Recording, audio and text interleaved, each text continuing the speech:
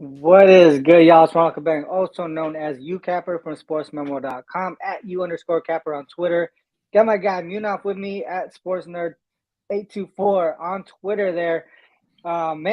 This weekend was pretty good. Actually, this whole since the start of 2023 has been pretty good overall, not only just in the NBA, but in college basketball. Definitely a lot better than the close of last year. So hopefully we keep going in this winning ways here. How's your year been so far, Munaf? With pretty much, I know you bet more than NBA, but you could talk about I know you've been killing the NFL too as well, right? Yeah, it's been pretty good since the start of 2023, and it was pretty good as well. The final 2 weeks of December were really good, both NBA and NFL. Starting to dip my toes a little bit in college as well.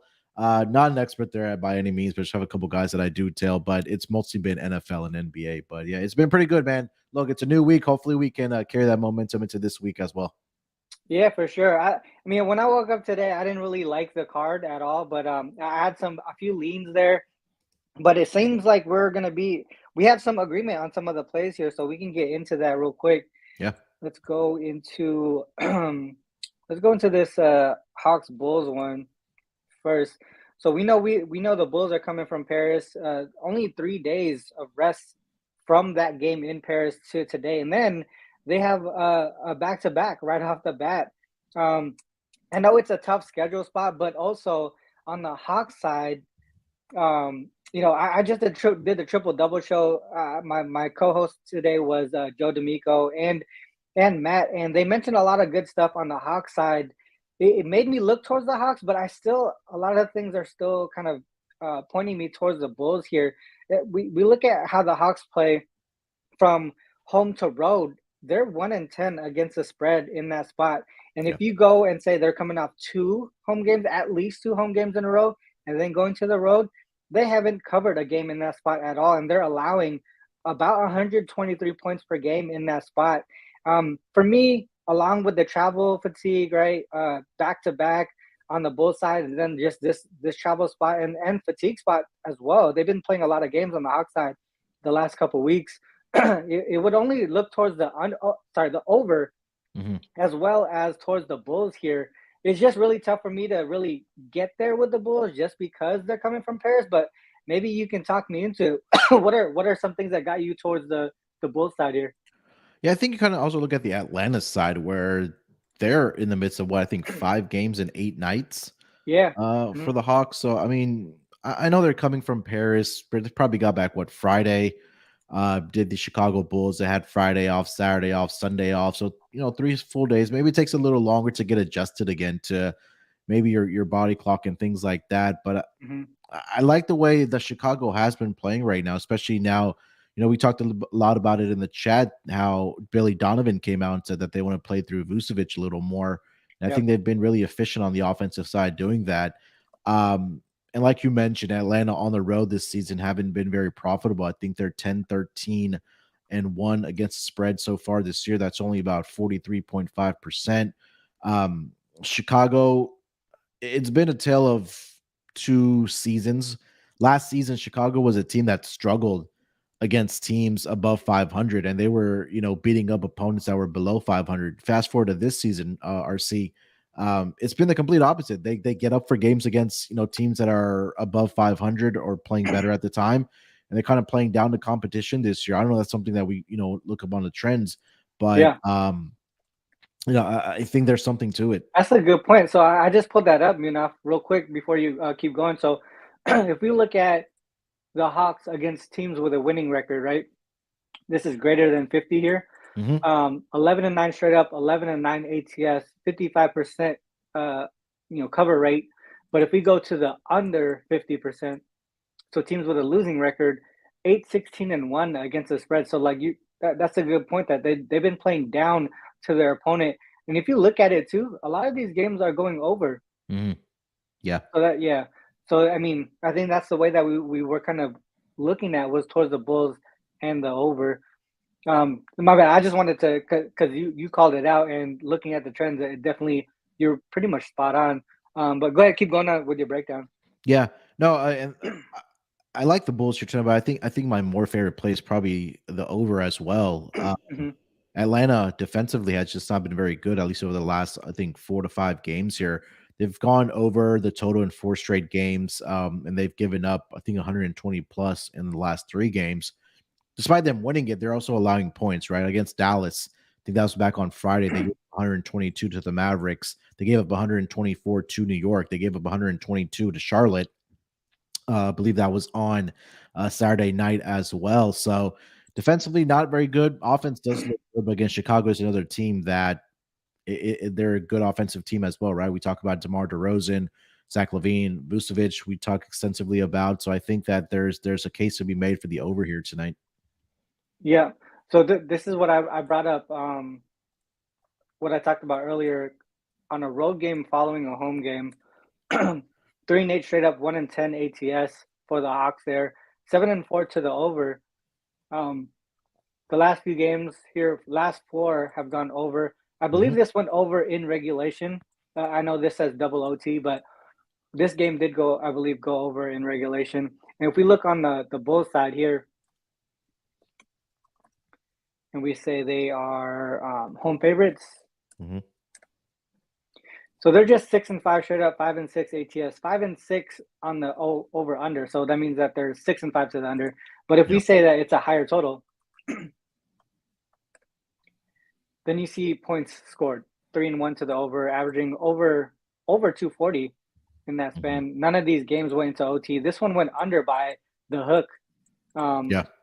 So I think it's going to be tight, but I mean, especially with it at 239.5. But I do think they reach that 240 mark just because of the pace of play, just because like you said, the Hawks' current form on the defensive side of the ball, and also on the Bulls side, that travel fatigue. I think it's going to hit them more on the defensive side than on the offensive side, because in this game here, pace, I think a lot of points in the paint or mid range. There's going to be a lot of points to be scored. They're going to try to keep up offensively. I don't think there's going to be a way that they're going to have that enough energy to play some strong defense against this Hawks team, who, I mean, they are playing well offensively in the last few games. So I think that's the way that we go here. Definitely a strong look to the Bulls, but for me, a stronger look towards the over. Yep. And both of these teams are above league average as far as pace, even season long and over the last 10 games as well. Atlanta's number 12 and Chicago's number 13. So you're right. I think that if we do see some fatigue legs from actually both teams, it's going to be on the defensive side of the basketball, because we know in the NBA, everybody likes, shooting and putting up points. Mm-hmm. LJ with some stats here.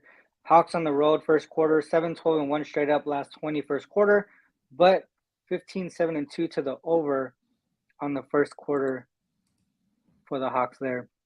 Good point. What about Bulls off 3 days of rest? Sorry. Bulls off 3 days of rest. I looked at that. I don't think there was anything significant. Well, I looked at rest greater than equal to 2. Nothing really significant there. For the most part, I think it's tough, because we're saying that. I mean, how often are they going to be coming from Europe? You know what I mean? Yeah. There's not going to be that many games here, so I don't know how much that would be able to tell us. Looking at this trend here. Let's go on to the next one. I think you were looking at Rockets first half, right? Yeah, Rockets first half. Yeah, let's talk about that one, because to be honest, I was looking towards the Wolves, but it could be a full game Wolves, but Rockets first half. I mean, I think there's a whole bunch of situations this season where that has happened for the Rockets, where they cover that first half because of large lines, and then they end up kind of falling flat in the second. Go ahead and go into your breakdown here. Yeah, it's really that the Rockets at home this season, they've been a completely different team, ATS wise as well. I know they've only won 10 games on the season. But I mean, for a team that's only won 10 games on the season, they are 9-10-2 against a number at home full game. But if you kind of filter that down to only first half, Rockets first half, they're 14-7 against the spread at home so far this season. I usually like backing teams that lost that first leg of that kind of back-to-back same opponent that they do play. Yeah. The last game was in Minnesota.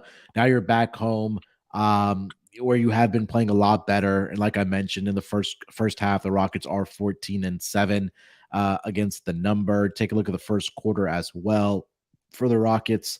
Over the last 10, I think it was the number.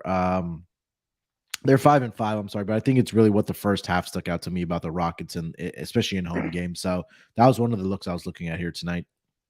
Yeah, so I think just looking at Rockets at home, like you mentioned, just 6-15 straight up, 9-10-2 against the spread.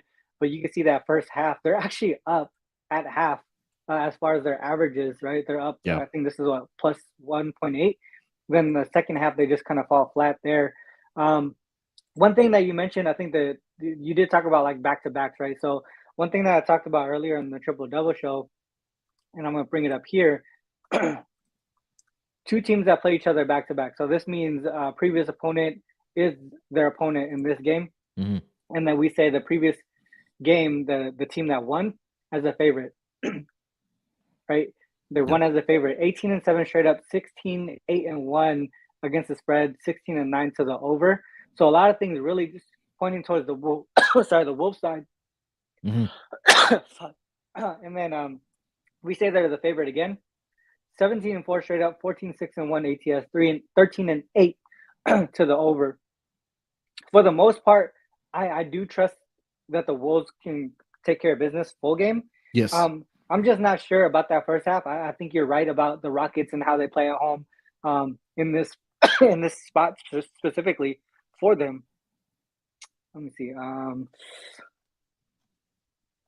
I see the Rockets in here a lot, so maybe we just pull in O team equals Rockets. 3-0 straight up, 3-0 against the spread. A lot of these were on the road. So if they're at home, let's say they're at home. So this would be in the Rockets arena. There you go. So they lose the first quarter. They lost the first quarter against the Clippers. Came back in the second. Yeah. I'm not sure what the line was at the half, but I would assume that it's pretty tight. 3 points right there. Yeah, especially against the Clippers, right? Exactly. Yeah, I think it's a good point. What do you think about the total in this game? I was looking towards the under. Yeah, I think it's under as well. If you want to play an over, I would probably just look at it first half as well. Just second half, the Rockets just completely turn into a different team where they're I mean, I don't know if they're trying to lose on purpose or what the case is, but I mean, it's bad for them, man. I mean, as a Rockets fan, you watch this team. First half looks great. Second half, it's just a complete opposite story for them. And I think the last game against Minnesota ended up only with 217 points as well in that game. So I'd probably look at full game under, maybe first half over. Yeah, because if you look at their matchups so far this season, that first one went over. That one flew over. But the last two, they went under by huge margins, by more than 20 points in this one, by more than 30 in this one. And then we see the total go from 240 down to 234.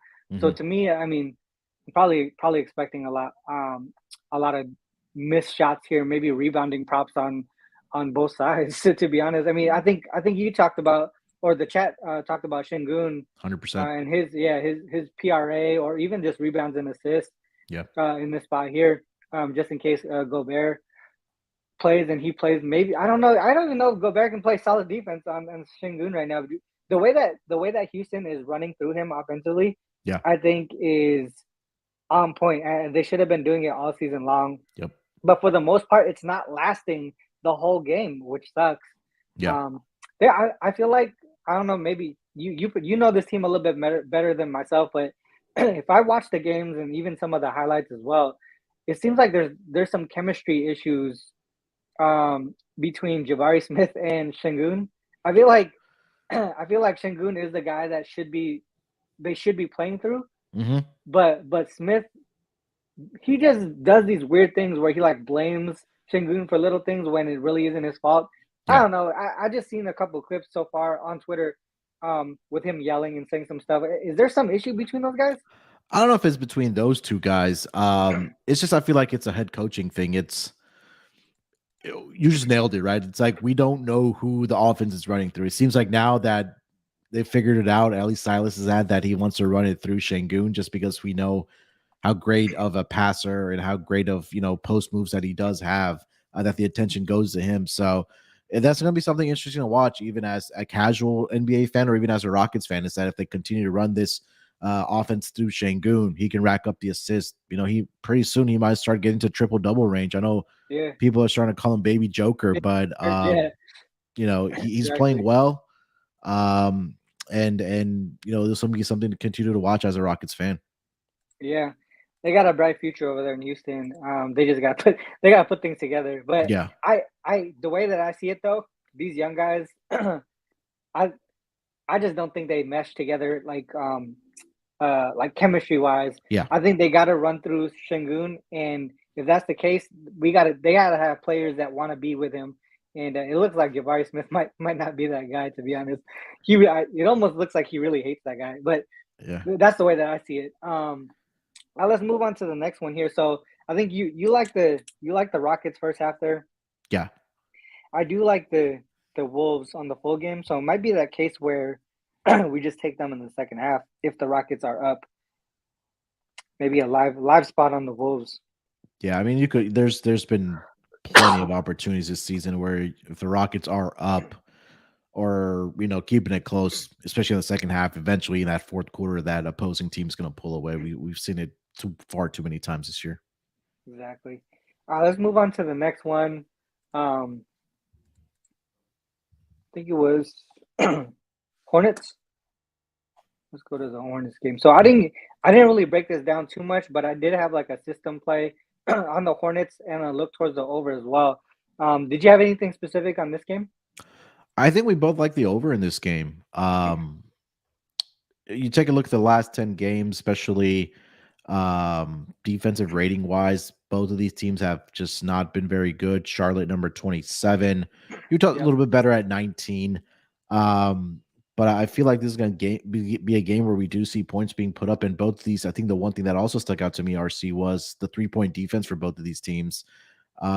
Charlotte right now, number 23 as far as makes allowed per game over the last 10 games at 13.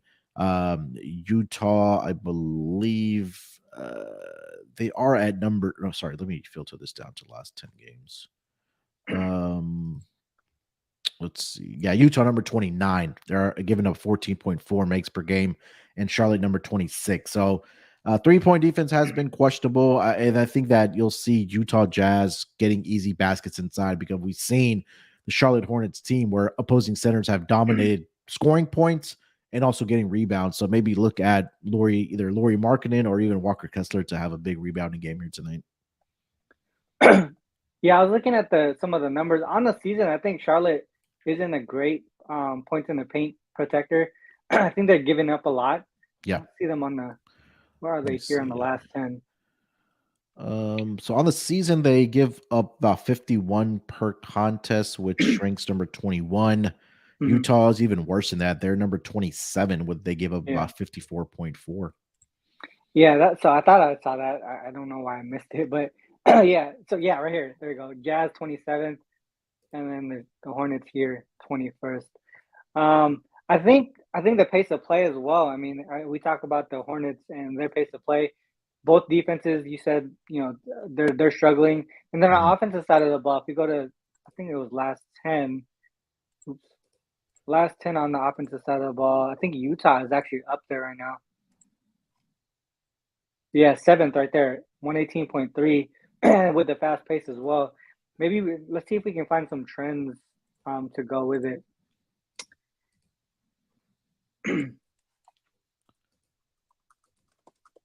So Jazz at home,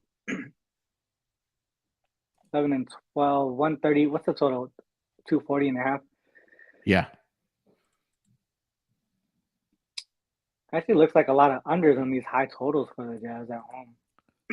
Jazz non-conference games this season 10-6-1 towards the over around 62.5%. Charlotte's at 9-9, so not really much there, but so here's one where it went over 240, 241.5 to the Pacers. they flew over in regulation as well. And I would say Pacers Hornets would be similar in pace and offense and defense. Yeah. Makes sense to me. 8-point favorites. Let's look at Charlotte here. But like I said, I think we were talking right before the show, man. It flew above the open line already. Yeah, I think it opened about They hit it pretty hard. 236.5. Let me see. Yeah, it opened up at 236. Oops. All right, so Hornets as road dogs, 16-6 to the over. Definitely, they are the drivers for this over. Let's go.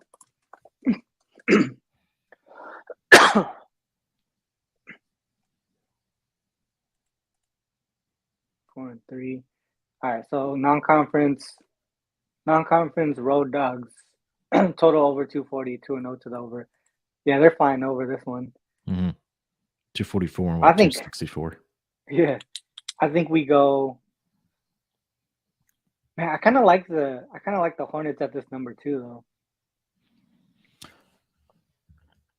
Hornets, Jazz have not been very good as favorites. We've talked about this a lot on my show as well. At home, they're 5-10 as favorites, and we know how good they are when they are underdogs. But yeah, I don't know. Even if it is Charlotte, I still think there's too many points for Utah.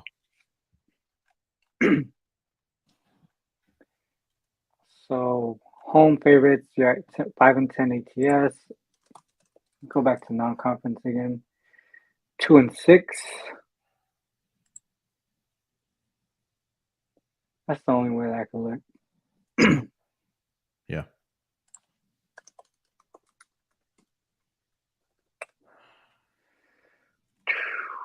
Yeah, you keep breaking it down even further, right? Home favorite, non-conference against teams with a losing record. Mm-hmm. They don't get up for this. They don't get up for this spot at all. 1-5, yeah. I like that. And you got Gordon Hayward returning to Utah tonight. Oh, okay. That's a good point. Would you look at him for any props? Yeah, I think especially if I'm waiting on the news for LaMelo Ball, if he's in or out tonight. If he's out, I will probably pivot to Gordon Hayward's assist. Just because I feel like he'll be running the offense and point for the Charlotte Hornets in that span, and then maybe just trusting Terry Rozier to score the points here tonight. But he's still officially questionable as of 226 on the East Coast. Yeah. All right, so one more game too that I want to look at is the Magic game? Magic Celtics. Celtics dealing with some injuries, right? Who do we have tonight? Like, I know there was some players that are not going to be playing that played on Saturday, I think. So Tatum didn't play against the Raptors, but he's back tonight. But the Celtics are going to be without Malcolm Brogdon and Marcus Smart. Right? Yeah, both are out. So who's going to be playing point guard? What I'm saying is that it should Pritchard? Be Derek White's going to get the start. Oh yeah, that's right. Point. Okay. Yeah, and we're going to see more Pritchard too. That means less defense, more offense. I mean, right? I mean, yeah. The only way that I could look is towards that over as well. And Magic kind of got their number. They beat 3-0 ATS this season. Yeah. They won both of these outright. Mm-hmm. Double digits. No, not double digits. Covered by double digits on both of them. And that was in Boston too, right? Yep. The back-to-back set that they had. Hawks first quarter, Hawks full game. Okay, Jay. Hawks for him. Time Lord is out. Is that? Yeah, I saw he was officially questionable. Maybe they just announced it. Yeah, let's look at that. That's definitely going to be an over game then, I think.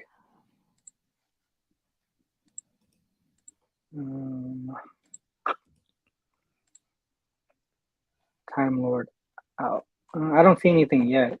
Yeah, I don't either. Let me double check the injury report, the latest one. All right, well, let's look at Celtics. Oops. Well, we know Magic cover well as home dogs.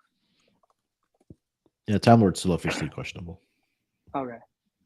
So home dogs, Magic, 10-8 straight up, 13-5 ATS, 10-8 to the over. Look at that. Oh, sorry. Shoot. 6-3 ATS, but 6-3 to the under in the conference games. They did have that one game earlier this year where they played Boston. I think it flew over the total. I think it's that first year. Yeah, 26. Did you have any looks on this one? Were you looking at the Magic and the over as well, or which way were you looking? Yeah, I'll probably lean towards the Magic here. It just seems like that the Magic just have the Boston Celtics number, at least this season. Yeah, and they've played well against them. So nothing on the total for me. I would probably look at some Derek White player props here as well. Maybe his points over 12.5. But yeah, I would go with Magic here plus the points. Look at this one here. Magic as home dogs against teams with a winning record. 6-1 ATS in that spot. Yeah. Celtics is in there. Mavs. These are some good teams. And Suns, this is when they were healthy. Mm-hmm. Bucks. These are all solid teams, dude. Yeah. This one they were on a back-to-back. So that was tough for them. But Grizzlies were too. I mean, only missed by 1.5. Man, I can only look towards the Magic here. I do still like the over, but I'm liking the Magic plus the points more now than the over. Can you check Boston on the first game of back-to-back? Yeah, we could do that.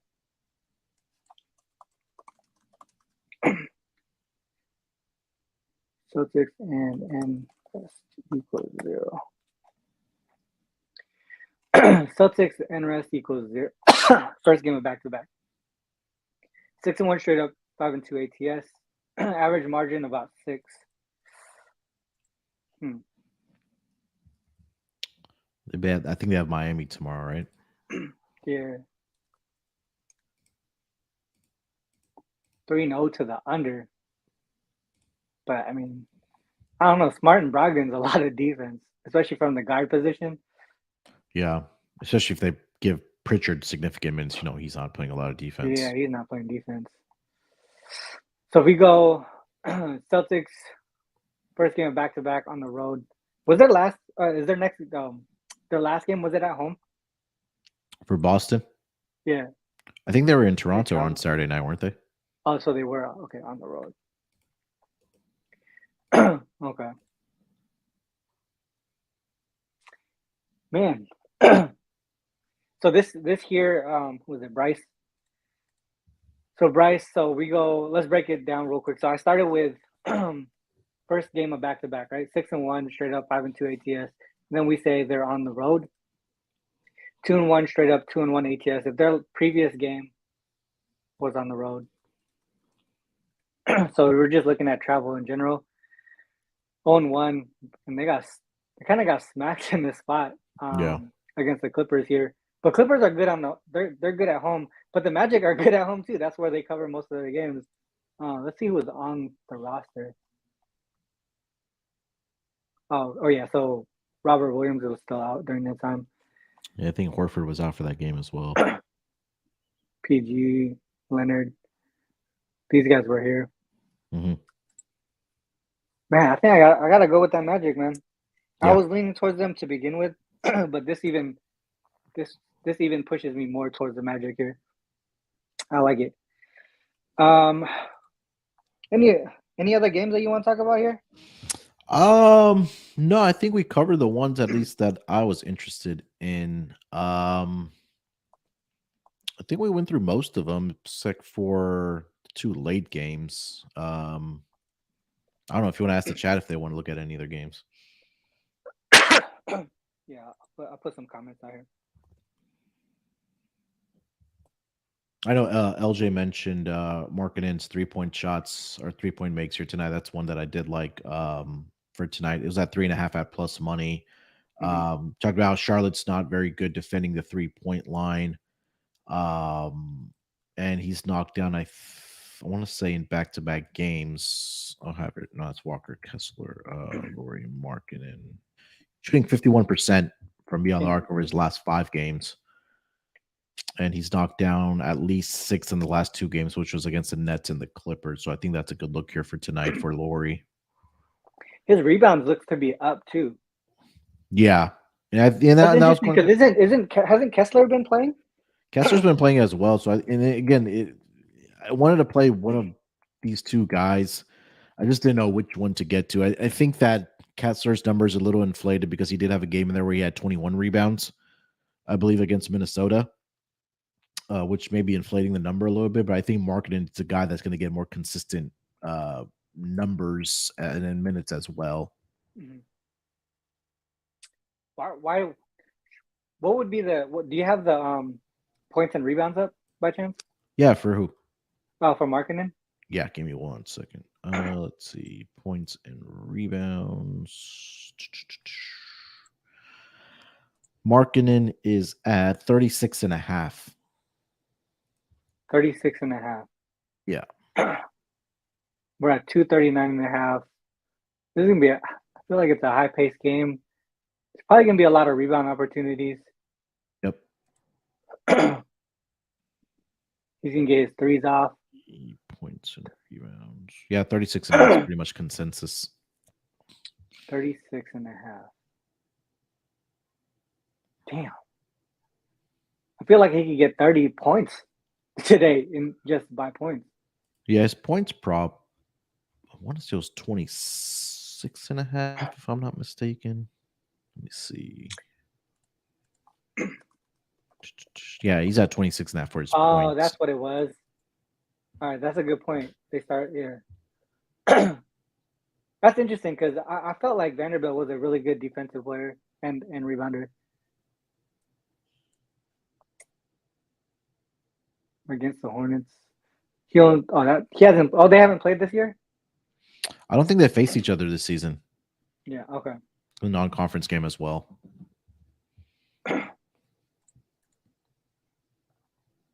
Yeah, probably play him off the. Yeah, that's a good point.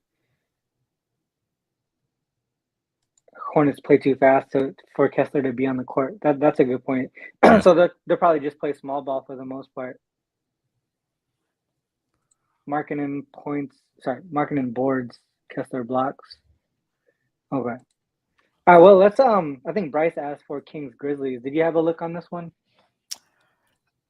I think the only concern I have about Memphis here tonight, number one, they are on a back-to-back, but they also have a look-ahead spot. They play Golden State on Wednesday, so I think that was one thing that kind of kept me off of the Grizzlies here tonight. I did like Ja Morant points in this game, though. He's done very well against the Kings, at least over the last 2 games of his career. He's at, I think, 30-plus in both of those games. Yeah, my colleague, Sportsmemo, his best bet today on the show was Morant points and assists. I think he said it was at 36.5. I mean, with the pace of play in this game, I mean, that's the way that I would look too. I think 246.5 is kind of high though. I think that's probably one of the highest ones we've seen all year. Yeah. I seen one too. I think if we look on the King side, I think they had one game that was 246 themselves too. I think it was against the Lakers, wasn't it? Yeah, I think so.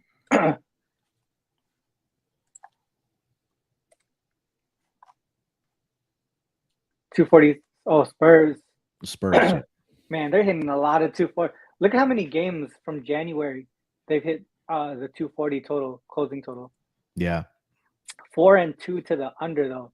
So that's what I'm saying. I feel like for this type of total, there's a small margin of error for it to go over. You know what I mean? Like you can't. You got to be hitting. Both teams got to be hitting 50%.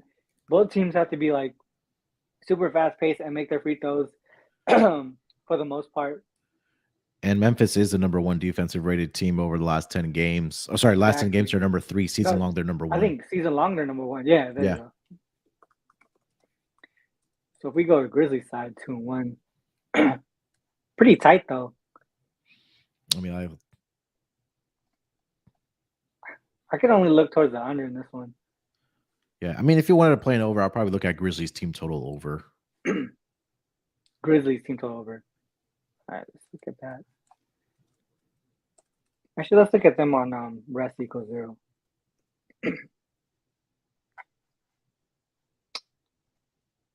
See, look at second game of back-to-back games, 4-2 to the under. I think they have that one game where it's gone over 235, which was against the Magic. All right, there. Man, I feel like it might be a play, dude. Grizzlies Kings under 246.5. Yeah. I think a lot of people are going to look to the over just because of pace of play, but people forget that Grizzlies can play defense. Yeah, and Grizzlies are number 1 in pace over the last 10 games as well. Which way would I lean for the winner? That's tough. The one thing that I mentioned in the chat, I don't know, maybe you could try to answer this. Yeah. You know. So we saw the Grizzlies. So let's look at this real quick.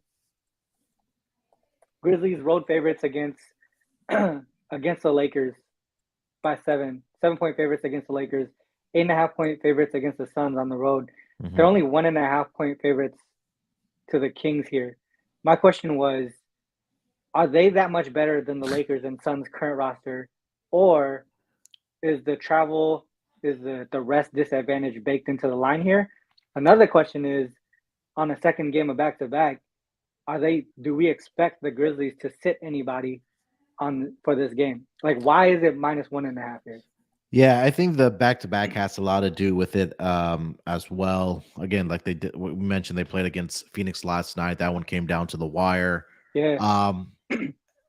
Maybe it's some respect for the Sacramento Kings. I mean, they're having a pretty good season here as well. But I know the Memphis Grizzlies haven't been doing very well against conference opponents either. I think they're. You want to look that up, RC? Yeah. Damn. You're right. 9-17-1. Yeah. So that's almost almost 66% towards the opponent there. But I mean, this being a short number, you're pretty much playing it on the money line. I think the one thing that does concern me is that big look ahead spot against the Golden State Warriors on Wednesday night. Maybe they set a couple guys here tonight, whether it's Desmond Bane or I think Ja will be out there, but it feels like that somebody might sit here tonight for the Memphis Grizzlies. But I think a fully healthy roster of the Phoenix Suns, I'm not sure they are better than Memphis, despite Memphis having their number. Yeah. I don't know. This number seems a little short, doesn't it? If you want to back the Grizzlies here.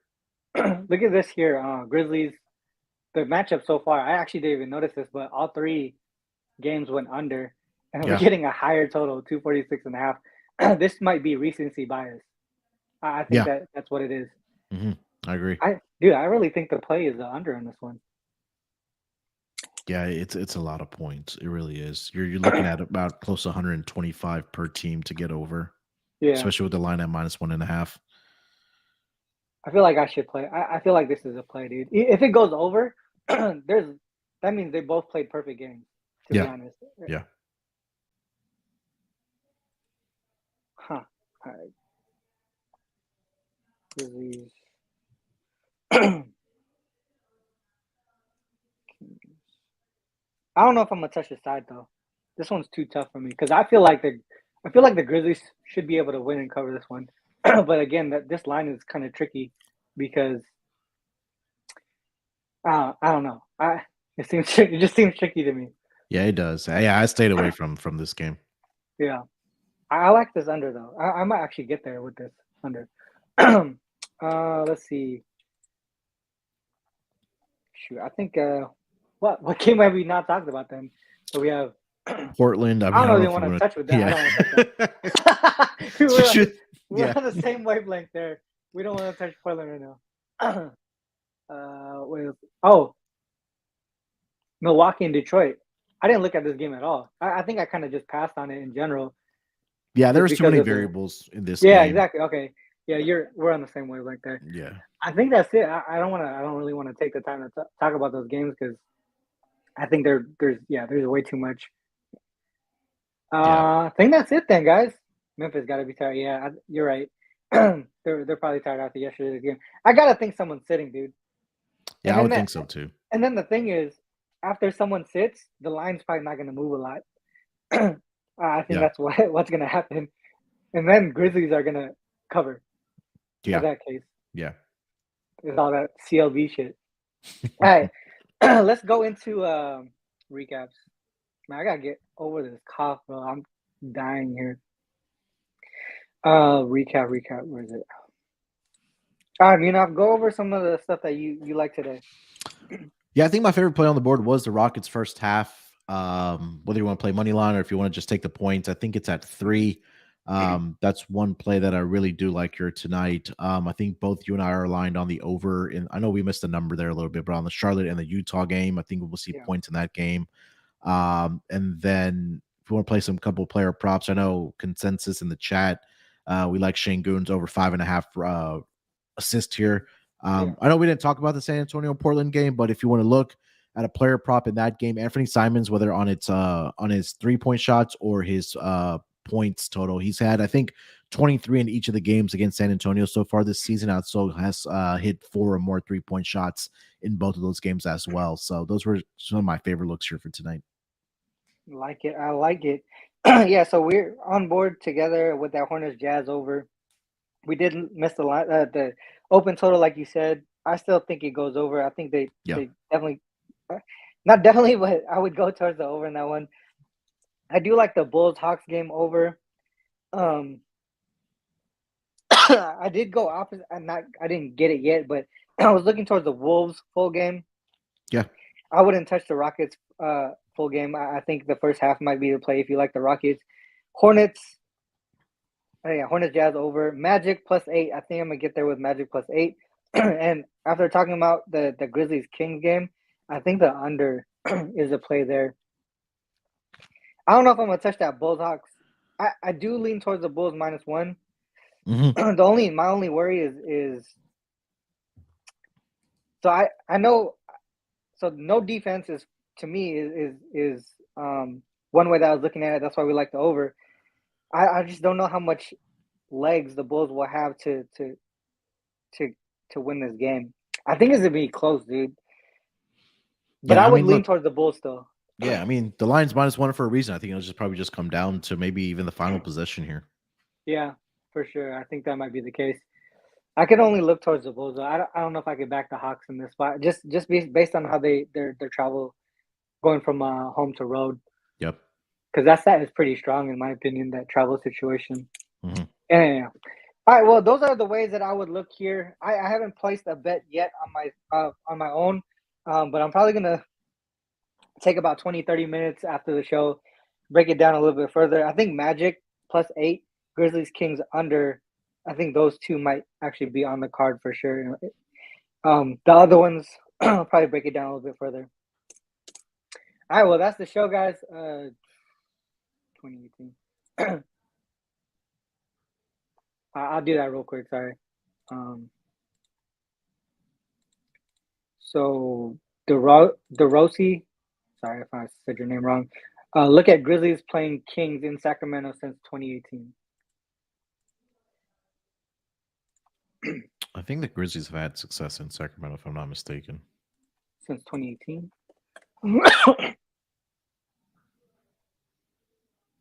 Grizzlies playing Kings in Sacramento. Oh, okay. Right. Oh, maybe the total. The overs? It's only 5 and 3. Okay. Yeah. I think altogether, I don't know, it's different, right? I mean, Sabonis wasn't on the squad. Yeah. Yeah, I don't know how much I could take into this one. I mean, Kings team, I think, could probably be the same for the most part, as far as like the main players and the overall like style of play. Mm-hmm. But I think the Kings changed a bit, and you can kind of tell because look at these totals. I don't think it's not like how it is this season. Yeah. All right. Well, that's it, guys. I think that's gonna be it for the show today. Shout out to Munaf here for popping in here with me. Shout out to the chat as well. Hopefully we get some cash today on some of the plays that we talked about on the show. Hopefully you guys learned something new with some of the SDQL that we brought up. Any last comments, Munaf, before we cut out? No, man, just enjoy breaking these games down with you. Again, it gives a perspective of I miss something in my handicap or you miss something in your handicap. We collectively, put it together and come up with plays, man. So hopefully we start the week off with some winners here, and then we can carry that into the rest of the week, my man. 100%. Yeah. With that said, this is the end of the show. Make sure you hit the like and subscribe button before you go. Also, I have to end with this every time.